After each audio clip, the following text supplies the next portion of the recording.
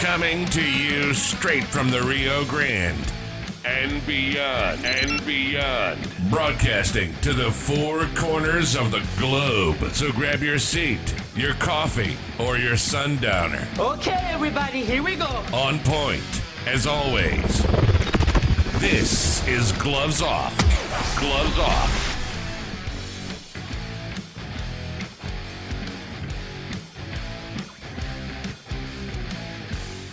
Back at you in Gloves Off, and today I have a great practitioner of Silat, Hilda Thompson. How are we doing today, Hilda? You doing good?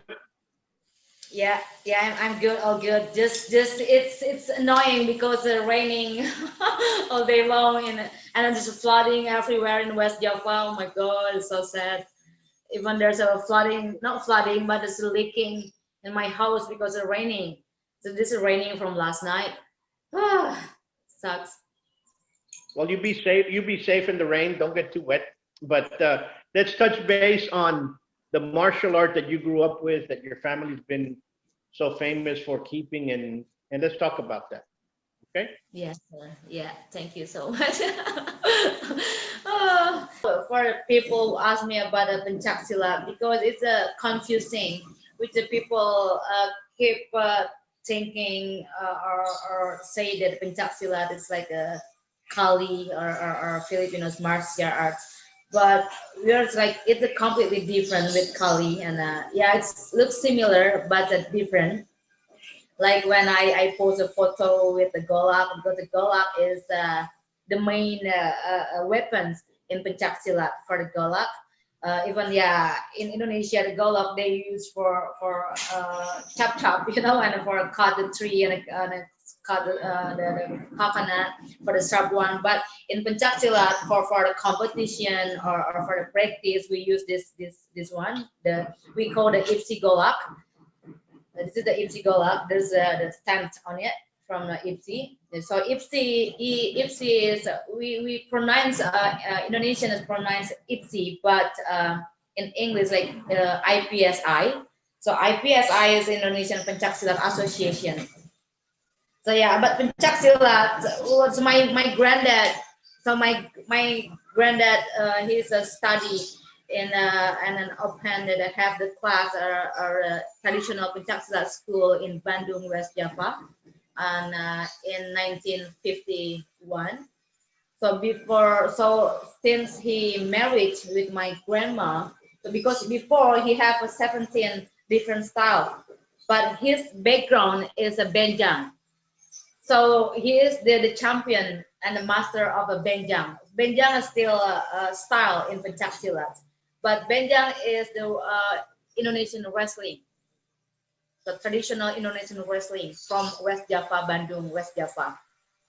It's a similar, like exactly the same like Western wrestling. We call the pentajck.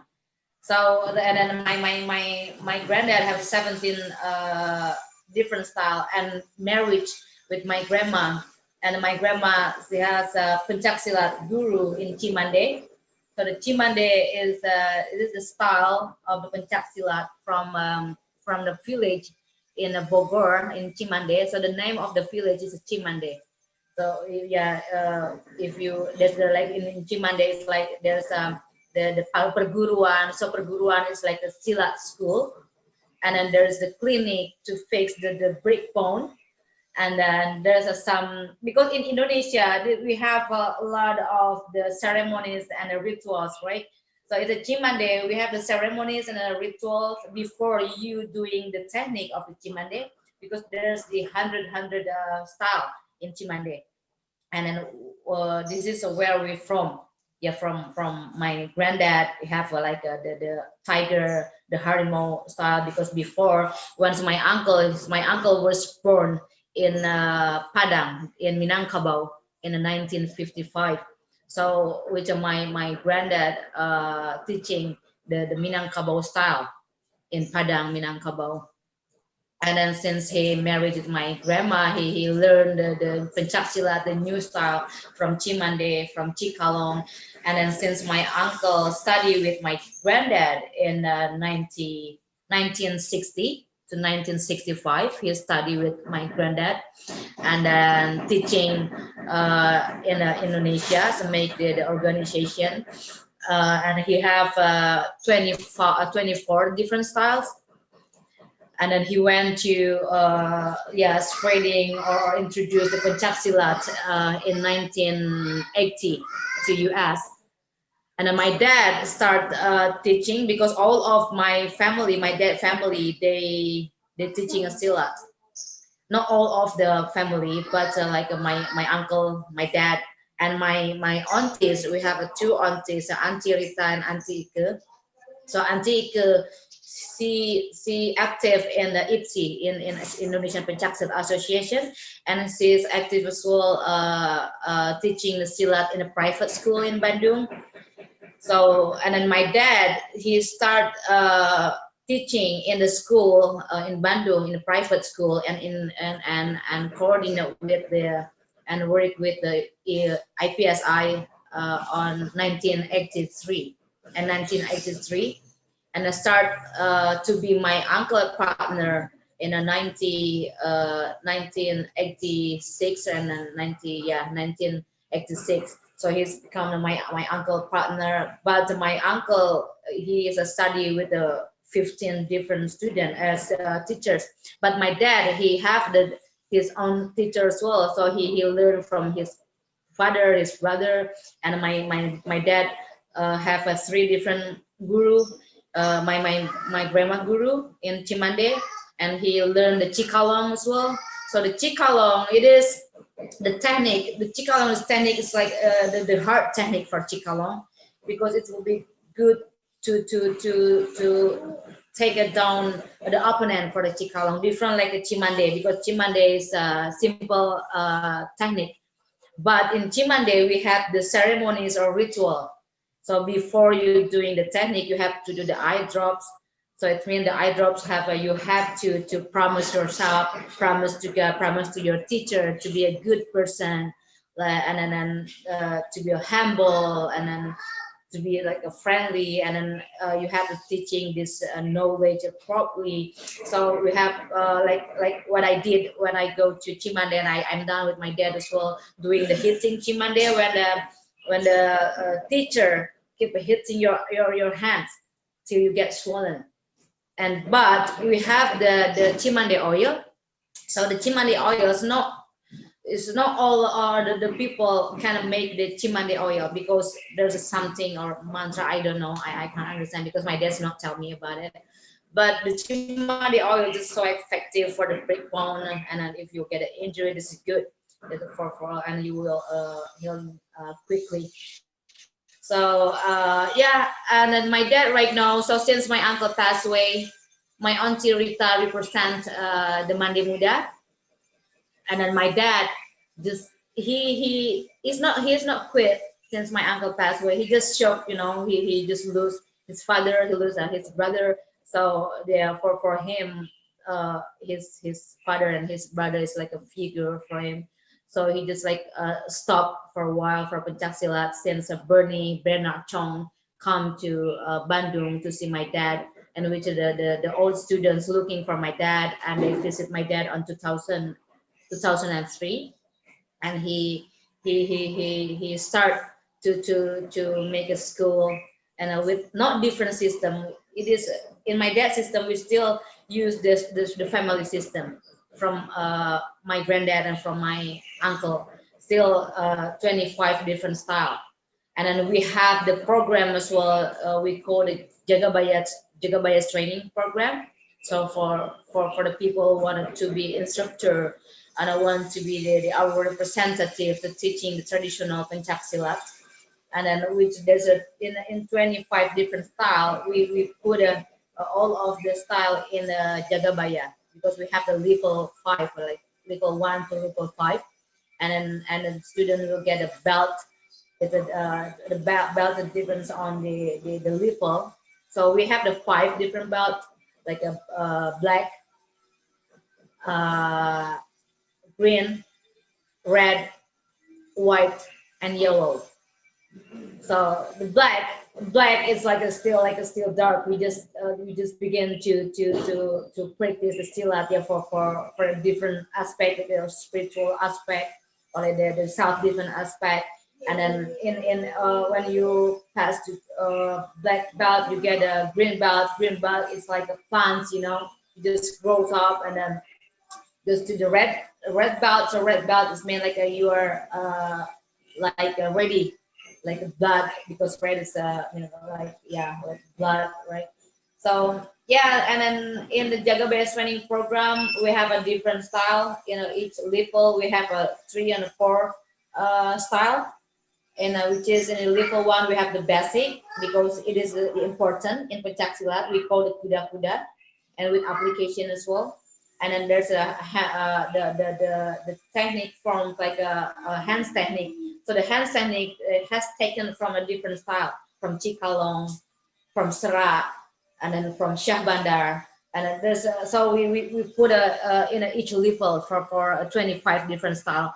But my dad, like the name of the system, like Mande Triswanda, because we don't want to use the Mande Muda, because this my auntie represents Mande Muda. So we Papa made the Mande Triswanda. Mean Mande is from Cimande. This is where we from. And then Triswanda is like, it means like we in a family we have a 3 pillars. So it means like 3 figures, like my granddad, my uncle, and my dad. That's why there's the logo put in. There's a book in the middle. So the book is like we open a new book. It's like empty book. We just start, but with still with not change the system. Still in the family system, the Swanda system in mandatory Swanda. And then about the young, and then yeah, we have weapons technique in the Jaga based training program. The golok is for kembangan. So kembangan is the technique with the music. So it is the art from pentajck silat. But in the past, like the history of the kembangan, it is a strategy. How you not defending, but how you to handle the opponent, how you to fool the opponent, so the opponents can't see that we are ready for fighting.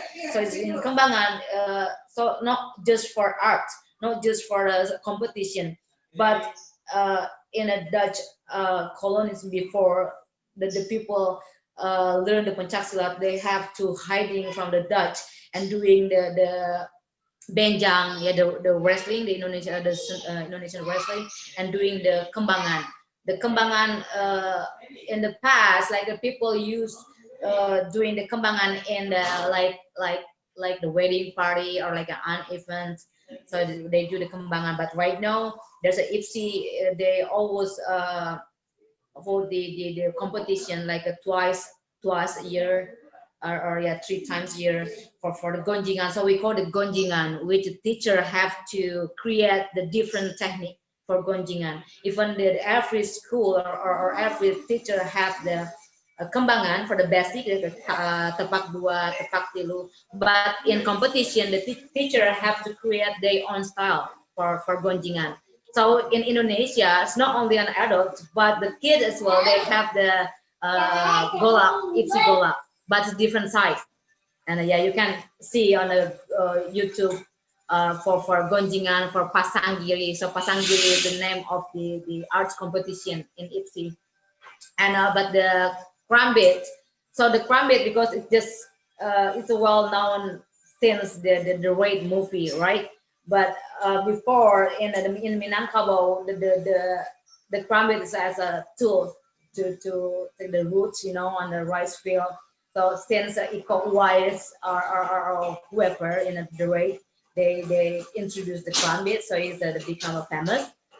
So then my dad like create the crambit, but before we don't have the crambit technique before. But since the crambits become the popular, so my dad like see how to make it rich for the crambit technique. So he created the crambit. At my uncle era, they doesn't know about the crambit, but they know about the golak, about the kujang and trisula. So trisula is like a tekpi. But yeah, so my granddad used the tekpi for competition, for kembangan. But my uncle, since my uncle said that the tekpi is not our traditional weapons, so my dad not he don't use the tekpi anymore. So they use the golak knife. Hilda, which is your favorite knife that you use? Which is the one that you like to use?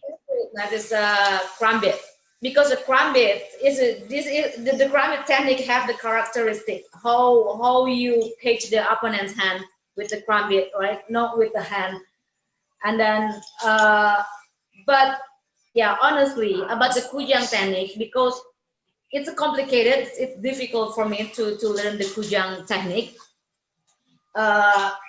My dad not teach me for the kujang technique, but I just saw my dad using the kujang technique because this is like special. The kujang technique is only for the instructor, for the student who passed the level 3, so they can practice the kujang technique. So the kujang technique is a bit difficult and complicated. So no, it doesn't mean that I don't like it, but I like it. But you know, because it's too difficult for me to do the kujang technique. So that's why when you ask me about the kujang technique, because I don't know, my dad not teach me for kujang technique, because he said like, you haven't passed the level 3. I said okay, so it's okay, it's fair. So but all I know about the kujang, my dad explained it to me. So the kujang is the West Java icon, especially in Bogor. So kujang is a Bogor icon, and from the Pajajaran kingdom. So this is the weapons from the West Java. So the curve, it is a good to, so we call the kite. So kite is like how you to get the wrist and the elbow. So it's need the skill to use this weapon technique. And then it's like looks nice and it's artistic for the blade, right? And then for the kujang, it's actually we have different I think 20 different design of the kujang. So there's a kujang I don't know, I don't know what the name of the design of the blade, but in a different years or different era, so they have a different design. Like, and then we have a different design and a different shape for the women and for men for kujang. So that's why the techniques are different for men and for women. So are different. But it's my favorite technique. I'm glad you mentioned that, because there's a lot of people that say no, all the techniques in many martial arts are the same for men and women, and there are martial arts that teach techniques specifically for women that are different than men, and you just said that, which is good. Yeah. It is in my dad system. Still has taken from my granddad system. We teach the women. We teach the women, but a different technique. And then because if the women have to deal with the violence, like domestic violence, it's definitely the men will be easy to beat the women, because we're not strong like a man. That's why my dad prefer to teach the women like the strategy, how you to defend yourself, not rely on the strength, because if you rely on the strength, it's impossible. Even you have the big body, you have the big muscle, but the women have the limits, not the strong like a man, right? So yeah, it's interesting. That's why I keep practice. I saw to my dad technique, every movement in pentajck is so interesting. So if we know the witness of the opponents, we can like for the example, the simple one, when you grab the hand, how to break the wrist with the hand like this. So if it's like this, it's not work. But if we use the fingers, how to press the hand to get the muscle here and pull like this, it's painful, So, and so about the knife technique. Hold on, let me take the knife.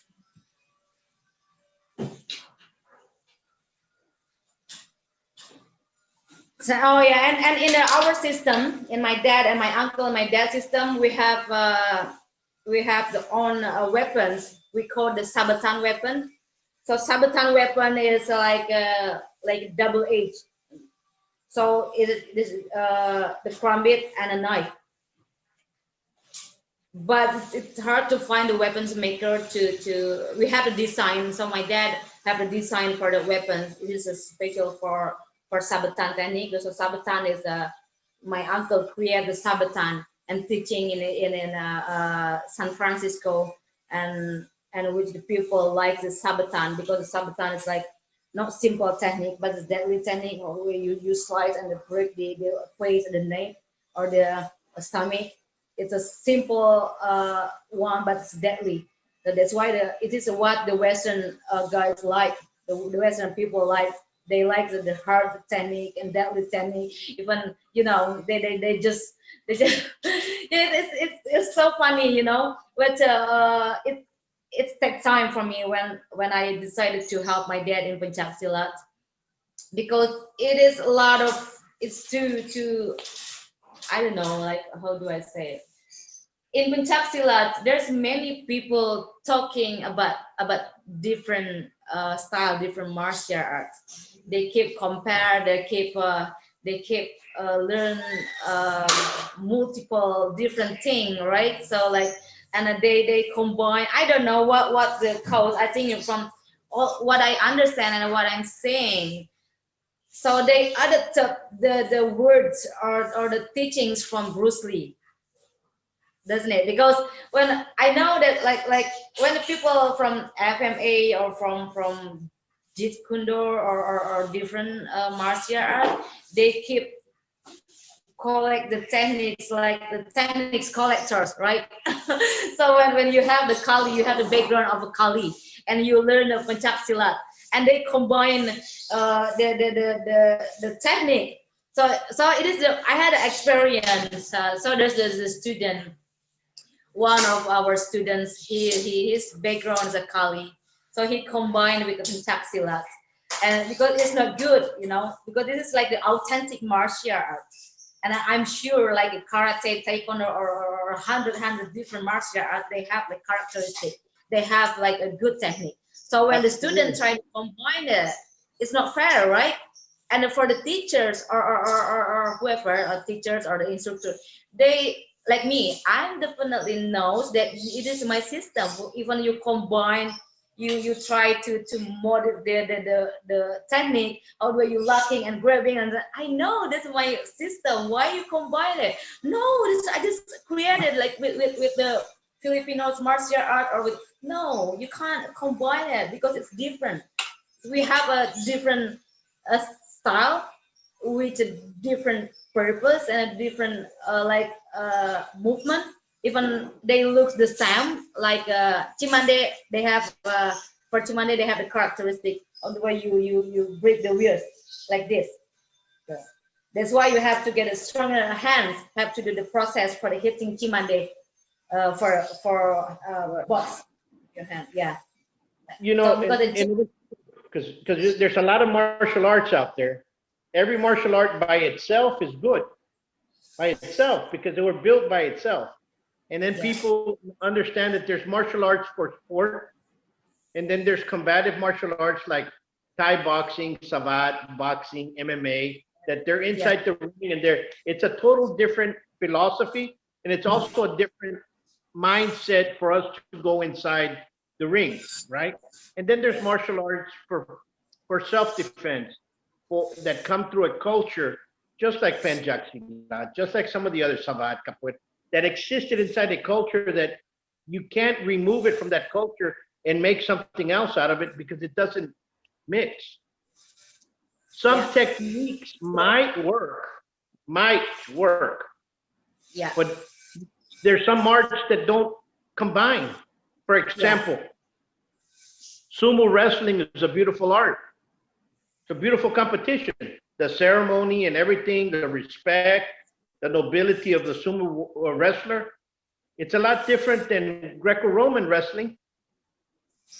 It's a lot different than, for example, if you want to put sumo wrestling with capoeira, it's not going to work. Yeah. You Yeah. understand what I'm saying?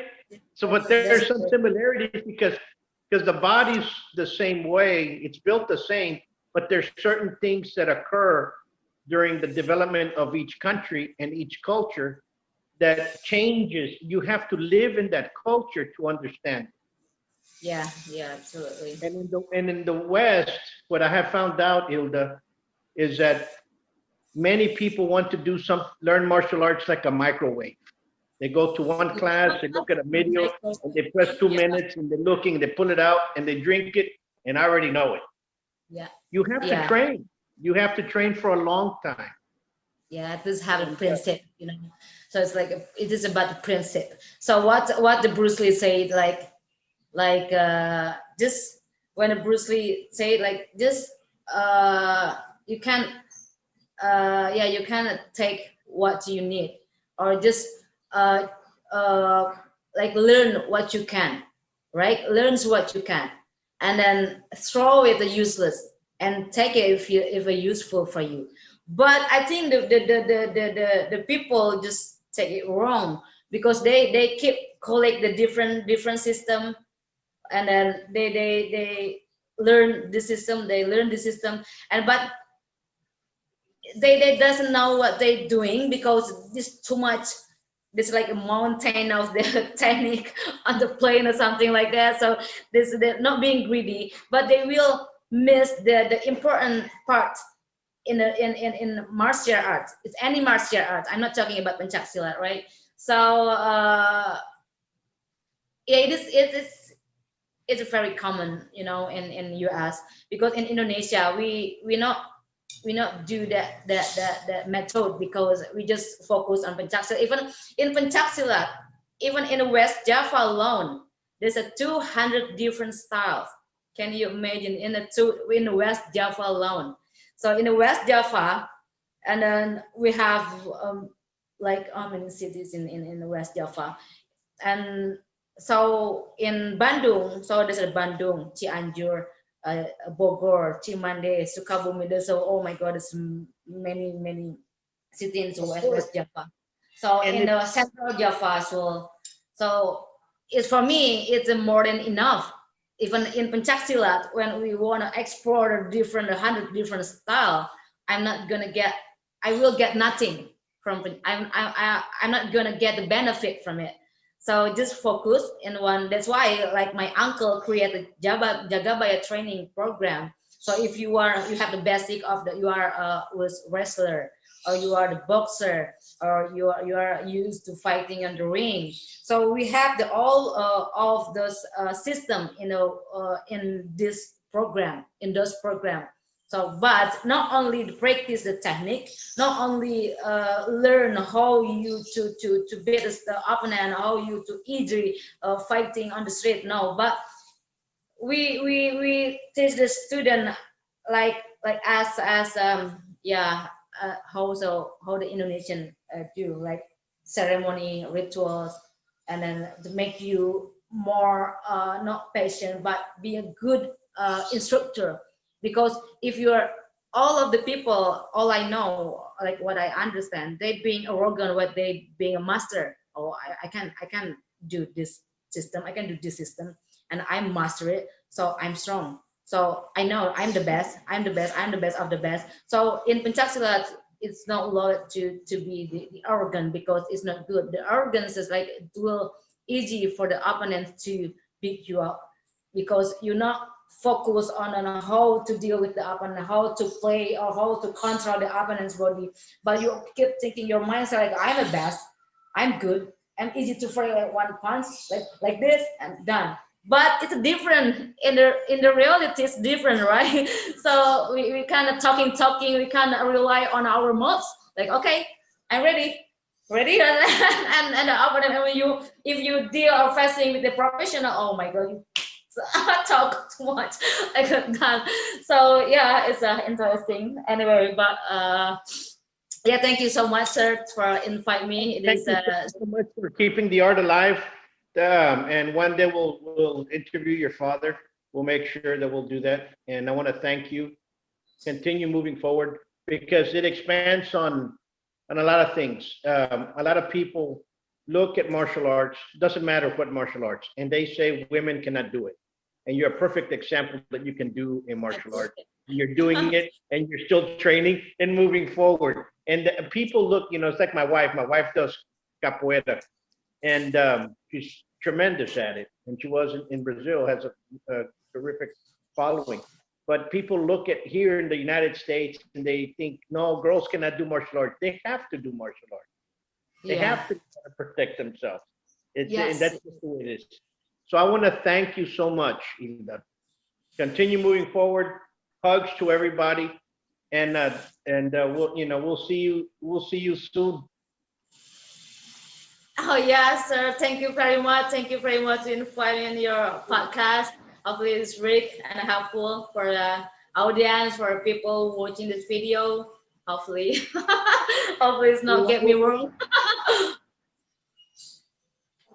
Today, in America, more than 5.5 million men, women, and children train in a martial art regularly. Buitron Academy has been serving Laredo for over 30 years now. Our adult classes are geared for producing the best in you, teaching you street-ready techniques. With the arts of Silat and Kenpo, you'll learn the traditions of these sciences of combat, as passed down professor to student. Hello everybody, my name is Senior Grandmaster Alfredo Bandalan, owner of BDP, Bandalan the Siparis. I'd like to say a few words on Grandmaster Paul Buitrón.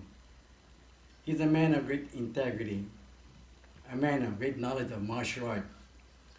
He's a master of Savat and master of Eskrima. He's a man that can help you to become what you want to be. He's a man that teaches people how to be somebody in life, how to work the world, how to be happy in this world. He's a man that I can say holds many integrity as well as in martial art.